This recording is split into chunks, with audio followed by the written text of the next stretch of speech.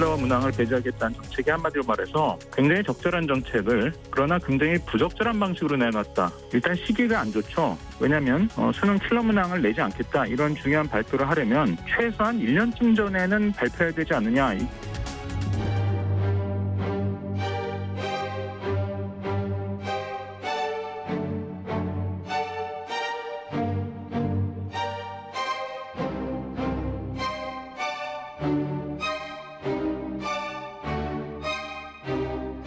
조례는 누가 만들었죠? 시도의회에서 만드는 거잖아요. 예. 그러면 시도의회 관장 사항 아닙니까?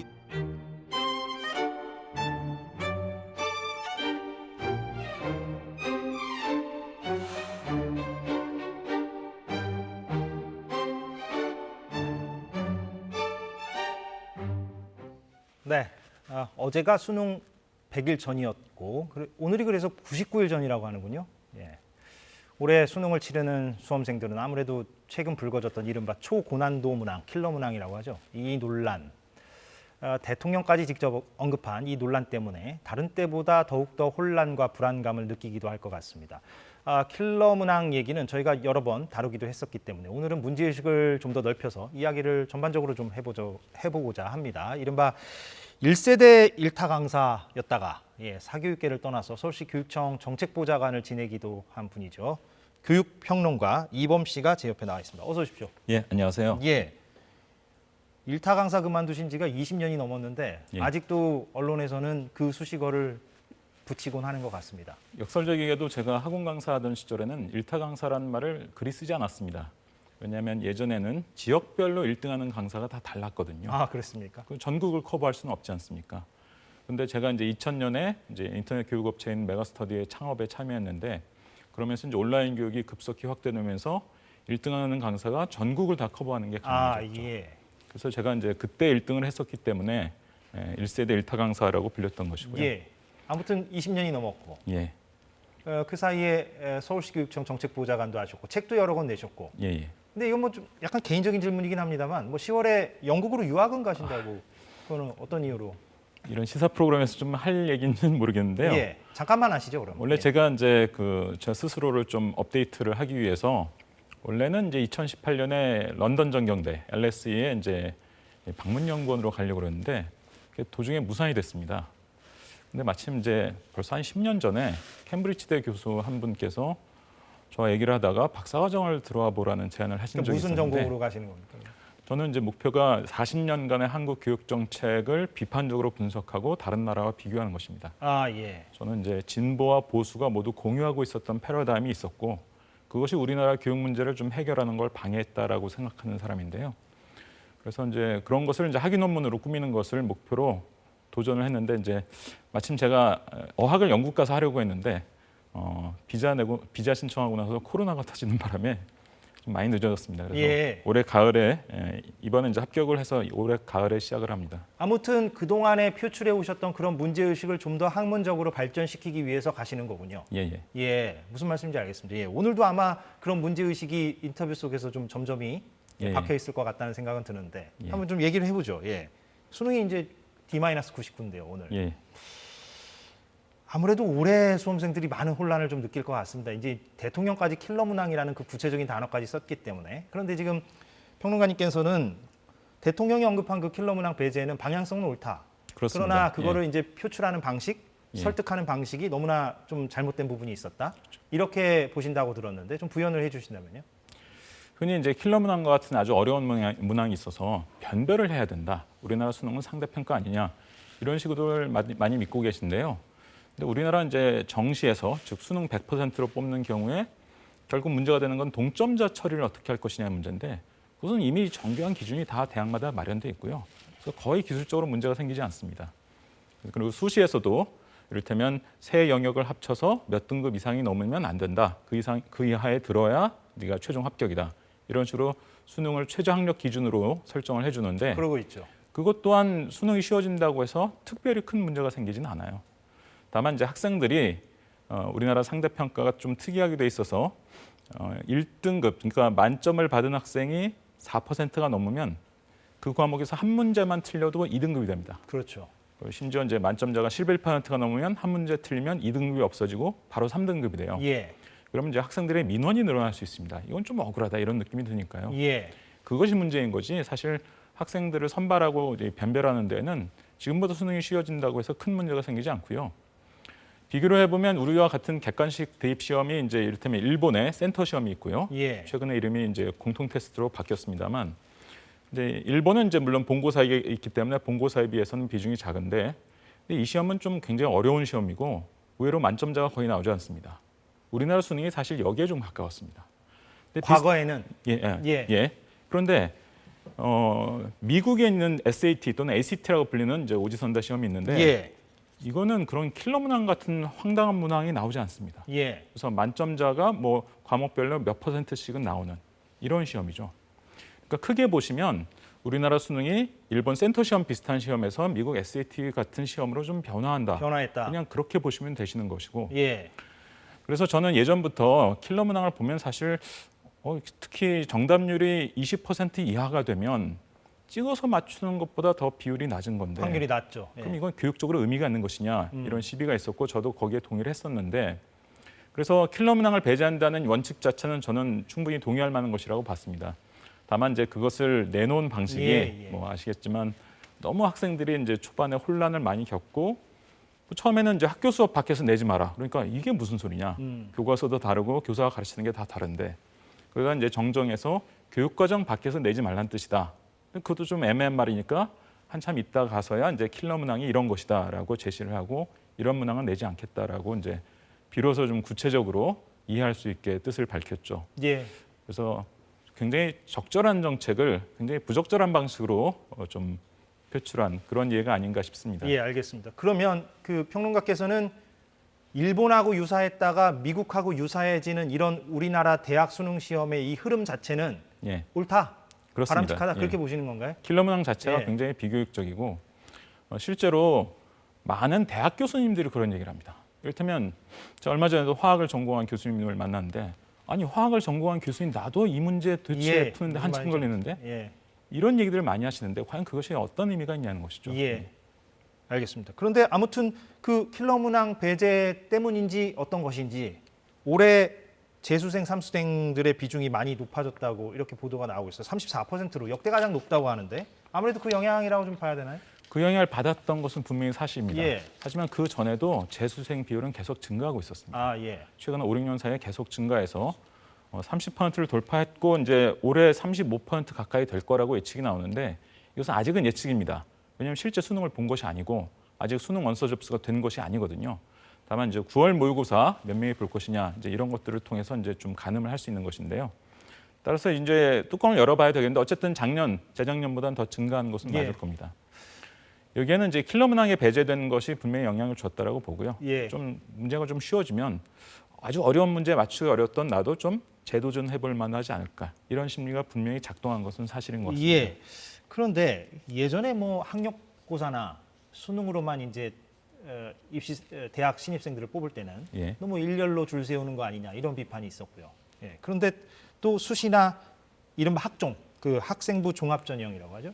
예. 이걸 도입했더니 또 이거는 여유 있는 집 그 아이들이 훨씬 더 유리한 게 아니냐 이런 또 비판이 예. 있어서 차라리 과거에 그 줄 세우는 게 낫다, 일렬로 세우는 게 낫다 이런 비판도 또 나오고 이게 시계추처럼 왔다 갔다 이 논의들이 뭐 수십 년간 진행되어 온 게 한국의 현실 아니겠습니까? 예. 그러면 평론가님이 보시기에는 지금의 어떤 입시 제도, 그러니까 정시와 수시가 있고 하나는 이제 수능으로 뽑고 하나는 수능이 이제 일종의 뭐 자격 시험 정도가 되고 이제 예. 내신으로 가는 이런 지금의 체제가 현 단계에서는 좀 불가피하다 이렇게 보십니까? 좀 전에 진행자께서 질문하셨던 내용 중에 예. 약간 좀 제가 정정드릴 말씀이 있는데요. 예. 학종이 좀 있는 집 아이들한테 유리하다라는 것은 잘못된 선입견입니다. 아, 제가 그렇게 주장한다는 건 아닙니다. 예. 근데 일각의 실제 통계를 시각을. 보면 예. 그렇지 않죠. 오히려 수능 100% 즉 정시로 뽑는 것보다 중저소득층 비율이 좀 더 높고 비수도권 비율이 좀 더 높게 나옵니다. 예. 이게 이제 이해가 안 되실 텐데요. 왜냐하면 학종에는 이제 비교과가 다양하게 들어가고 거기에 무슨 뭐 소논문이니 뭐 경시대 실적이니 뭐 독서이력이니 부모나 사교육 영향이 클 만한 것들이 많이 들어가니까 예. 그러면 당연히 있는 집 아이들이 유리할 거 아니냐라고 생각하시기 쉬운데요. 실제 뚜껑을 열어보면 좀 전에 말씀드린 것처럼 반대거든요. 왜냐하면 학종에는 내신 성적이 들어가는데 우리나라 내신 성적이 이게 뒤에 설명드릴 기회가 있을지 모르겠습니다만 전 세계적으로 찾아볼 수 없는 상대평가입니다. 내신 상대평가인 나라는 진짜 없거든요. 일본도 고등학교에 성적표에 석차를 주지만 어차피 대학에서 내신은 안 봅니다. 아, 예. 아까 그러니까 얘기한 그 작용한 게 시험만 아니죠. 시험 가지고만 갑니까? 예. 그러니까 무슨 말씀이냐면 결국 그 내신이라는 것이 상대평가다. 그러면 대치동에 사는 학생들도 상위 4%만 1등급을 받고 학력 수준이 좀 처지는 지역의 고등학교도 4%는 1등급을 주고 예, 물론 그렇습니다. 예. 2등급, 이 1등급, 저 1등급을 동등한 것으로 여기기 때문에 골고루 뽑히는 효과가 납니다. 그래서 비교과 때문에 부모 영향력, 사교육 영향력이 클 것처럼 보이지만 막상 뚜껑을 열어보면 이 내신 상대평가라고 하는 것이 역시 합산되어서 강한 위력을 발휘해서 아까 말씀드린 것처럼 수능 100% 정시로 뽑는 것보다 오히려 중저소득층이나 비수도권 학생 비율이 더 높아지는 이런 결과가 그럼 나오는 평론가께서는 그런 논지대로라면 것이죠. 예, 차라리 수시 확대가 맞다? 그렇지 않습니다. 그건 또 아닙니까? 예. 이건 이미 2018년에 그 대논쟁이 있었죠. 이른바 대입 공론화 논쟁 가운데서 강하게 이제 대립했던 두 입장인데 일단 학종 또는 수시라고 하는 것이 공교육 정상화라든지 왜냐하면 이제 학종이 이루어지면서 학교 수업이 뭔가 좀 개선되는 그런 효과가 분명히 있었거든요. 그리고 지금 막 말씀드린 계층 상승을 촉진시키는 효과.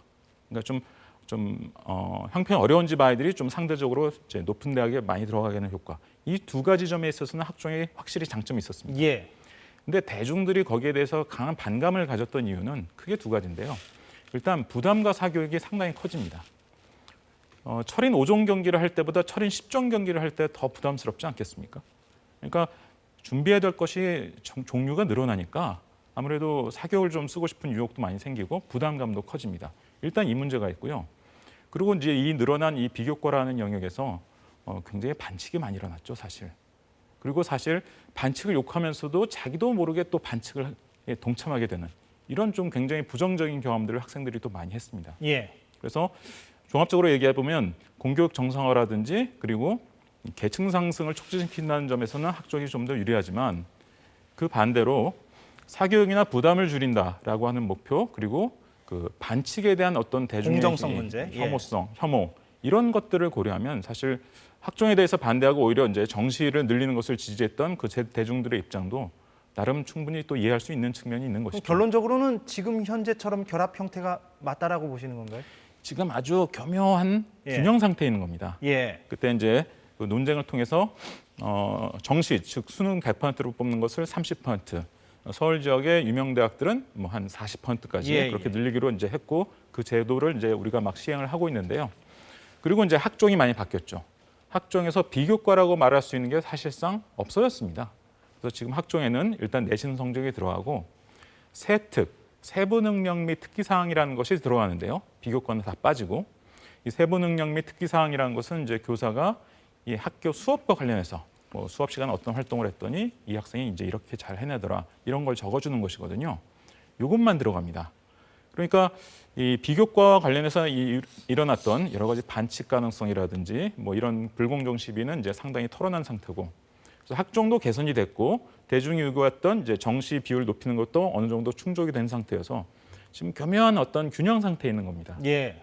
그래서 이 상태에서 정부가 대입제도를 손본다라고는 합니다만 그리고 곧 발표를 할 것으로 보이는데요. 저는 대입제도의 개편이 굉장히 소폭에 그칠 것이다. 라고 예측을 하고 있습니다. 예, 정부가 발표한다는 건 그 5년 뒤의 것을 얘기하죠. 2028년도를 그렇습니다. 미리 얘기하는 거니까. 예. 근데 큰 폭은 없을 것이다. 이렇게 예상하시는 거고. 아무튼 알겠습니다. 그런데 우리가 조금 더 근본적인 얘기로 좀 들어가 보면, 우리나라 뭐 사교육비가 너무 많이 든다. 그래서 문제가 많다.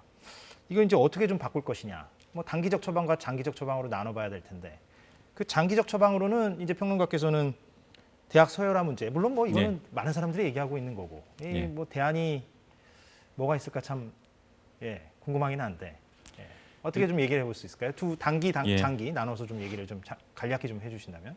일단 저는 이제 단기적으로는 지금 있는 제도를 크게 바꾸지 않고 약간 개선하는 정도가 필요하다. 근데 개선의 핵심은 무엇이 되어야 되느냐? 수능에서 표준 점수와 석차 등급 같은 것을 없애야 됩니다. 그래서 차라리 예전과 같이 원점수를 주거나 이따가 설명드리겠지만 이제 미국 SAT에서 쓰는 보정 점수를 주거나 이런 것이 필요하다고 보는데요. 사실 OECD 35개국을 이제 다 뒤져서 조사를 해보면 대입 시험을 대부분 가지고 있습니다. 어떤 형태로든 가지고 있는데 그 시험이 상대평가 지표인 특히 석차 등급이나 표준 점수를 주는 나라는 우리나라밖에 없습니다. 아, 그렇습니까? 이 상대평가는 어떤 문제를 일으키냐면요. 흔히 많은 분들이 이제 소수 과목을 학생들이 기피한다. 그러니까 소수가 선택하는 과목을 기피한다라고 표현하는데 엄밀히 말하면 그 소수가 공부를 잘하는 학생일 때 기피하게 되는 거죠. 그렇죠. 예. 이를테면 야, 과학고 다니는 애들이 이제 물리를 많이 선택한다더라. 그럼 피하죠. 그러면 예. 거기에 속해서 내가 등수로 경쟁을 해야 되면 자동으로 불리해지지 않습니까? 그러니까 기피하게 되고. 그래서 물화생지 4과목 중에서 지금 선택률이 제일 낮은 게 물리입니다. 이공계에서 물리가 제일 중요한데도. 또 사회로 가면 경제 선택하는 애들은 뭐 공부 잘하는 애들인 것 같고 실제로 좀 그런 비율이 높긴 합니다. 또 세계사 선택하는 학생들은 무슨 역사 덕후 이런 애들 아니냐. 실제로 그런 경우가 꽤 있고. 그러니까 기피하게 되거든요. 그래서 차라리 예전과 같은 원점수제로 가거나 제가 뭐 거친 등급제로 꼭 가자는 얘기는 아닙니다. 원점수제로 가거나 이것을 보다 적극적으로 보정한 것이 이제 미국의 SAT나 터키에서 사용하고 있는 스케일드 스코어, 이제 보정 점수인데요. 보정 점수. 예. 스케일드 스코어를 이제 설명드리면 너무 길어지니까 간단히만 설명드리면 이를테면 생물을 선택하는 학생들은 평균 학력이 조금 낮은 집단이고 물리를 선택하는 학생들은 좀 평균 학력이 좀 높은 그런 학생들이라면 예. 이 과목을 선택했다고 불이익을 받는 사태를 막기 위해서 예. 생물 만점자 받는 비율보다 물리 만점자 받는 비율을 조금 더 높여줍니다. 예. 그래서 내가 물리를 좋아하거나 대학에서 그냥 물리와 관련된 걸 전공할 것 같아. 그럼 바로 그냥 물리를 선택할 수 있게. 그러니까 합리적 선택을 도와주는 그런 보정 점수 제도를 가지고 있죠. 그러니까 실제 더 많이 틀려도 덜 틀린 것처럼 채점해 준다는 겁니까? 예. 쉽게 얘기하면? 적극적으로는 심지어 그 틀린 것을 그렇게 조정해 주기도 하고요. 아, 예. 심지어 원점수가 똑같다 할지라도 실제 점수는 좀 다르게. 그러나 이제 최고점은 또 똑같게. 그렇게 설계해 주는 것이 이제 지금 말씀드린 SAT에서 활용하는 그럼 지금 스케일드 우리가 스코어의 쓰고 있는 표준 점수랑은 다르다. 예. 예. 표준 점수는 굉장히 안 좋은 제도죠. 예. 왜냐하면 선택하는 과목에 따라서 최고점이 달라지거든요. 예, 예. 그러면 어느 과목이 최고점이 제일 높을지는 또 매년 달라집니다. 그렇죠. 그리고 이제 요즘은 이제 선택 과목이 수학이나 국어로 확대되면서 수학에서 문과생들이 많이 선택하는 그 과목을 고르면 그러면은 모든 문제를 다 맞췄다 할지라도 이과생 최고점에 비해서 문과생 최고점이 더 낮아지는 이런 황당한 일이 벌어지는데요. 예. 이런 근본적으로는 OECD 어느 국가도 채택하지 않는 이 표준 점수라는 희한한 지표를 사용했기 때문이고. 그걸 차라리 보정 점수로 바꾸자. 그렇지. 그것을 이미 선진국의 그런 잘 설계된 그런 그 점수 제도들이 있으니까 등급제가 어렵다면 점수제로 가되 차라리 이전처럼 원점수로 내면서 이 난이도를 좀 잘 조절해 주든가 아니면 그럼 적극적인 보정 점수 제도로 가는 것이 맞다는 것입니다. 단기적 처방 차원에서는 그렇고. 예. 이거는 수능을 아주 소폭만 개편해도 됩니다. 예. 이거는 점수 주는 제도만 바꾸는 거니까요. 그렇죠. 예. 이건 단기적 처방이 맞는 것 같습니다. 얘기를 들어보니까요. 그럼 그리고 아까- 장기적 처방 부분을 좀 얘기를 해볼까요? 장기적 처방으로 하면 결국은 이제 서열화 우리 문제인데. 국민들이 이제 느끼는 예. 것은 이제 너무 힘들고 경쟁이 치열하다 이 문제인데 제가 좀 예를 들면요. 프랑스는 대학에 평준화돼 있다고 흔히 얘기하죠. 예. 그리고 이제 프랑스는 바칼레리아는 대입 시험에서 20점 만점에서 10점 이상만 받으면 어느 대학 어느 과든지 들어갈 수 있습니다. 자기 집 반경 150km 내. 지금 좀 나오고 있습니다. 예. 예. 그리고 이제 그 중에서 좀 너무 몰리는 캠퍼스가 있으면 그때 이제 추첨을 합니다. 그렇게 하는데요. 반대되는 나라가 유명한 핀란드입니다. 세계 최고의 교육 선진국이 핀란드 아닙니까? 예. 근데 핀란드의 경우에는 모든 대학 모든 학과가 경쟁적 선발을 합니다. 우리랑 비슷하군요. 심지어 내신도 안 봅니다. 예. 핀란드는 내신도 안 보고 대입 시험 성적으로 쭉 줄을 세워서 예. 그렇다면 우리 대학 무슨 과가 100명을 뽑아야 되는데 200명이 지원했으면 200등까지 줄을 세운 다음에 100등에서 자릅니다. 전형적인 한 줄 세우기고 성적 순선발이죠. 예. 그리고 중간쯤에 해당하는 나라가 독일입니다. 예. 독일은 한 60%의 학과는 프랑스처럼 일정 점수 이상이면 입학시키고 40% 정도는 이제 경쟁적 입시가 존재합니다. 그런데 제가 이렇게 복잡하게 설명드리는 이유는 뭐냐면 한쪽 극단에 프랑스가 있고 반대쪽 극단에 핀란드가 있고 그 중간쯤 섞어놓은 게 독일인데 예. 세 나라 모두 대입 경쟁은 그리 치열하지 않다는 것입니다. 결국 뽑는 제도가 문제가 아니라는 것이죠. 서열화가 안 돼 있다 거긴. 뽑는 제도가 문제가 아니라 예. 이 대학이나 저 대학이나 다 좀 품질이 비슷한 교육을 제공하고 있기 때문에 꼭 이 대학을 가야겠어라는 그런 고집이 그렇게 심하지 않은 것입니다. 그것이 이제 잘 정착되어 있는 나라들이고요. 그래서 심지어 그 유명한 교육 선진국인 핀란드는 모든 학과를 경쟁적 입시로 성적 순으로 뽑는데도 불구하고 그럼에도 불구하고 학생들이 꼭 이 대학만을 가야겠어 이런 심리가 약한 것이죠. 그것은 사회 전체가 평등해서 그런 게 아니고요. 심지어 독일 같은 경우는 고졸 대비 대졸 그 임금의 격차가 우리나라보다 심한 나라입니다. 사실은. 그럼에도 불구하고 대학들 간의 격차가 작은 거죠. 대학 서열을 한 건 사실 뭐 어떻게 보면 엄밀히 말하면 다 있는 거죠. 어느 대학이나 뭐 조금씩 차이는 있을 테니까. 근데 이 차이가 좀 적은 정도를, 촘촘한 이런 나라와 차이가 우리나라처럼 굉장히 멀찍멀찍 벌어져 있는 나라. 이 나라가 학생들이 겪게 되는 경쟁의 이 정도가 굉장히 다르다는 거죠. 어떤 취지인지 알겠습니다. 예. 오늘 벌써 제가 강의처럼 내용을 듣다 보니까 시간이 다 됐습니다. 예. 그래서 사실은 뒷부분에 최근에 논란이 되고 있는 그 교권 얘기도 좀 해보려고 했는데 오늘은 일단 여기서 마무리를 하도록 하겠습니다. 예. 오늘 나와주셔서 고맙습니다. 예. 고맙습니다. 예, 고맙습니다. 예. 이범 교육평론가였습니다. 예. 오늘 사사건건 여기까지 하겠습니다. 고맙습니다.